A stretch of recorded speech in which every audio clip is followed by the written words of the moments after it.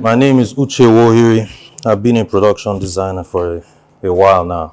And I'll start with the definition of production design. Production design is the art and science of creating the world for the film. So whether it's a film or a television production, the production designer is what I like to call the architect of that world. And I read an article and it was very apt, and it was described in this way. Every, Not every world needs a story, Sorry, can you say but that again? not every world needs a story, but every story needs a world.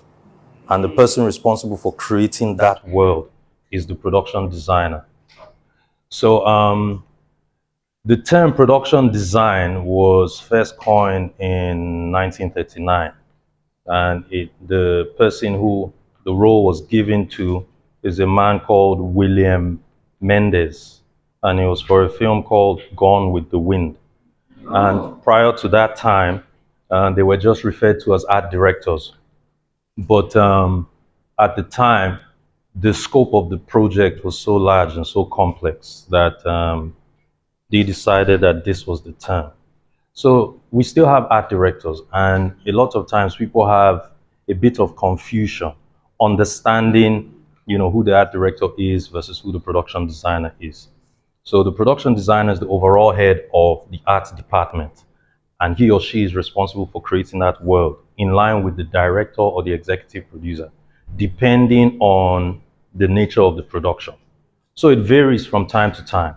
So with feature films, the production designer would need to work closely with the director, because the director is responsible for the creative flow of the story.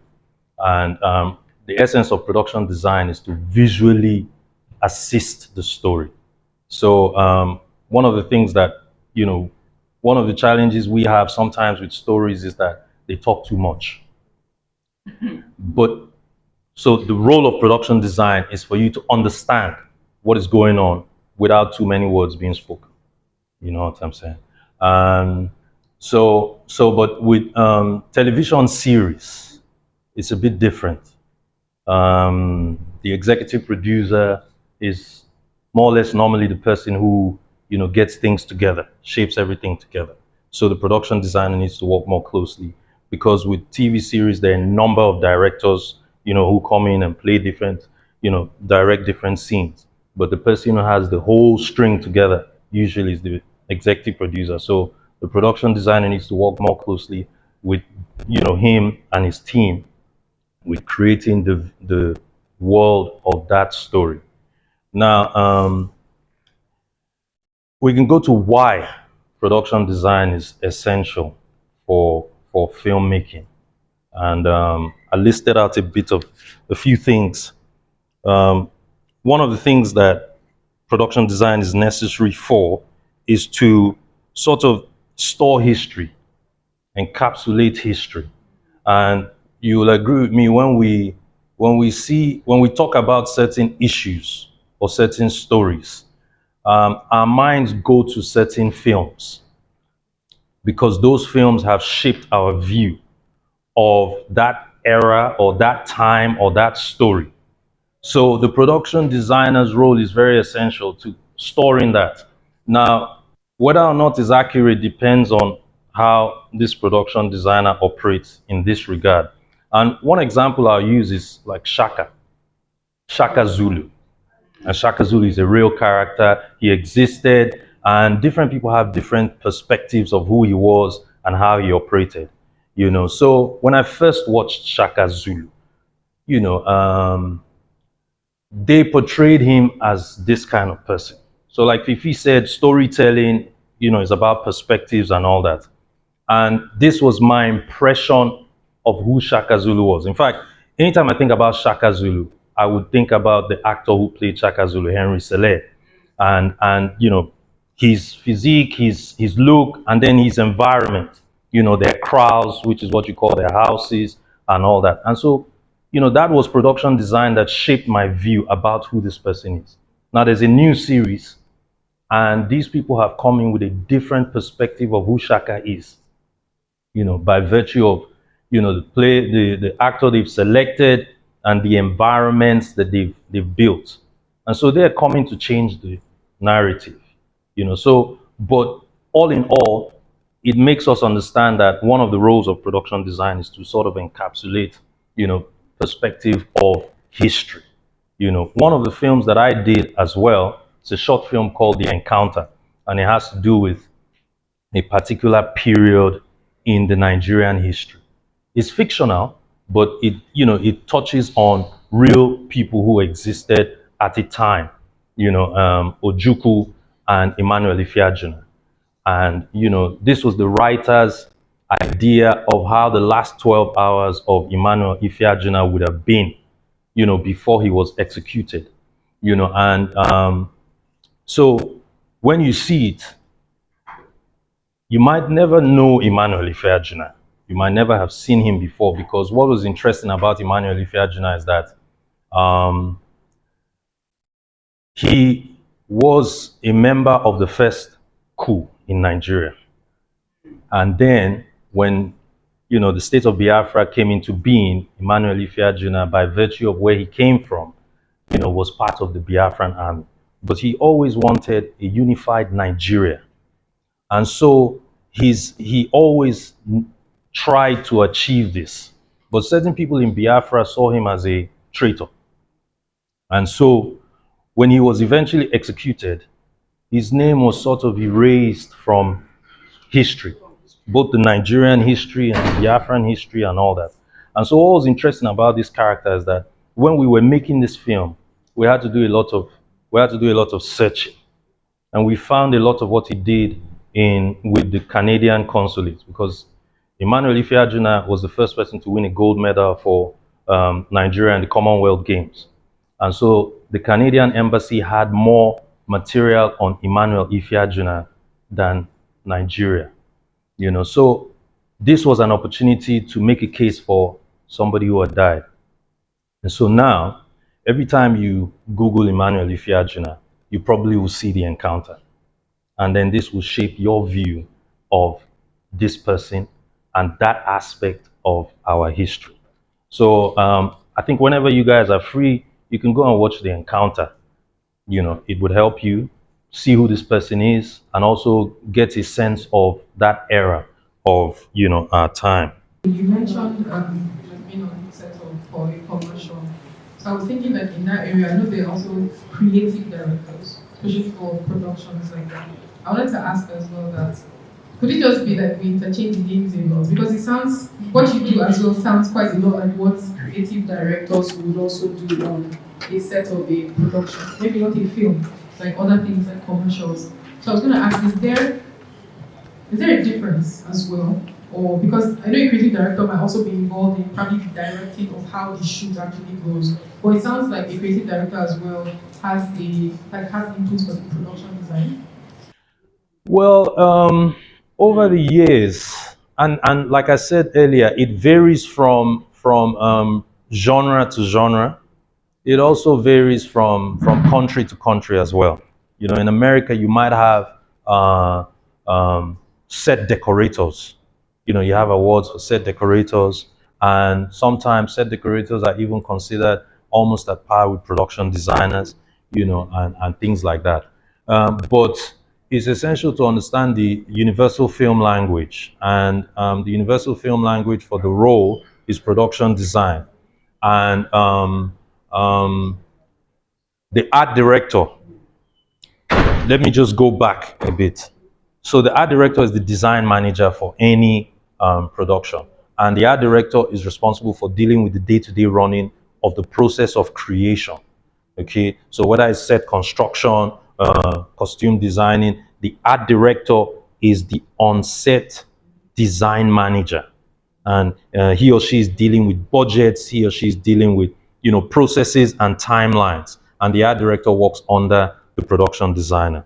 And so sometimes you could have one production designer and several art directors. But right now, I've actually seen productions where you have two production designers, depending on the scope of the project.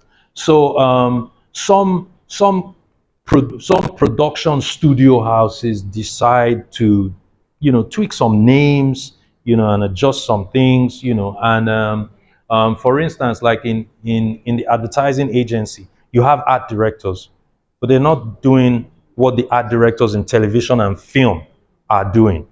They're creating a brief for a brand, and all the creative elements that go into doing that brand. They're not the same as art directors for film and television. So it's possible that, and I've seen in on end credits, creative directors and stuff like that. So it's possible some of these words have been coined, to suit the specific needs of that production. But universally, you have the production designer, you have the art directors, and then you have other heads of departments like the costume designer, the props master, and all of that. Sometimes when a director comes in and talks about certain colors, it's essential to sit down and have conversations with them.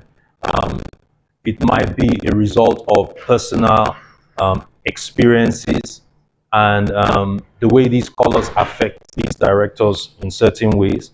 And so it's part of why it's essential to work closely with understanding how the director thinks, what the director has in mind in terms of what the director is trying to portray in certain scenes and certain aspects of the story. Now, when you understand that, your responsibility is to come in and speak with the director about ideas. He could be correct. He or she could be correct with those colors, but there's also the possibility that he or she could be slightly off the mark. And so your responsibility is to guide him or her with choices of colors in terms of the mood that they're trying to achieve with those scenes. So for example, we know that with horror, the genre of horror films and all that, they're associated with a certain kind of colors, dark colors, drop in the saturation level and things like that. And so if a director says, I would like to have, neon green or bright yellow, it's important for you to sit down and find out why. Okay, maybe they're trying to achieve, they're trying to create irony in the situation. So it's essential to understand where the director is going, and when you do that, then you can effectively guide the process. And of course, when you talk about the color palette, it's an array of complementary colors. So it's a conversation about the shades of the colors and all the other complementary colors that help to push that, what the background should be and how the colors for the costumes of the characters should complement the background. So these are some of the basic requirements that the production designer needs to bring forward to guide the director and the right use of colors in the story. So essentially, it's about what the quality of the dynamics of your relationship with the director is. You can decide to infuse certain things into the story to help, and these cues, some people might get it, some people might. It might also help to guide the way the viewers perceive the story. One of my videos in YouTube is what I tag location, location, location. And what it simply means is the need for the production designer to get involved in the process of sourcing for a suitable location. Okay, and being able to speak with the location manager or scouts, being able to guide them in terms of giving them a brief. Because what happens like in the case of what you're saying is that because production design is expensive, you want the location to give you a significant aspect of the requirements. You want the location to bring a significant amount of the elements that you require to make that space appropriate for the scene that is going to be shot in. So if you can guide and get into the conversation of location scouting and sourcing early, you would be able to, sometimes two locations might cost the same thing.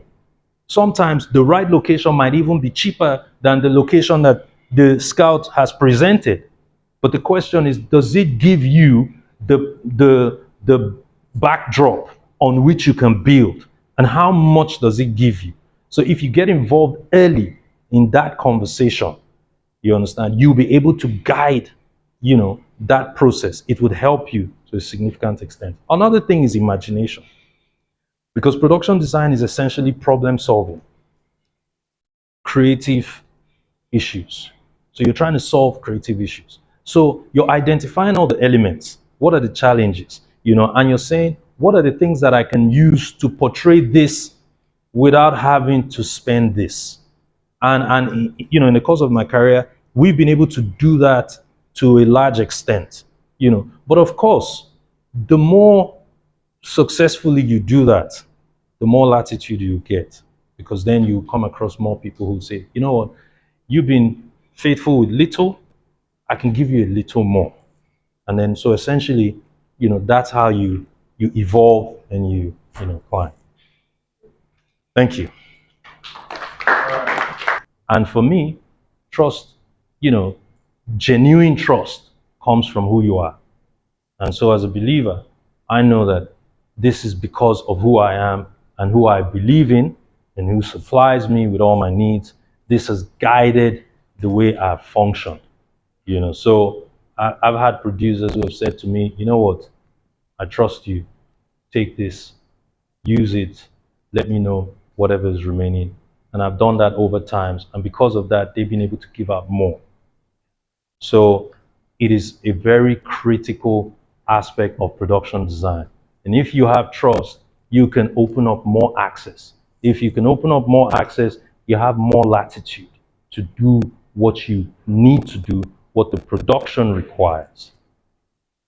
Thank you very much. Thank you.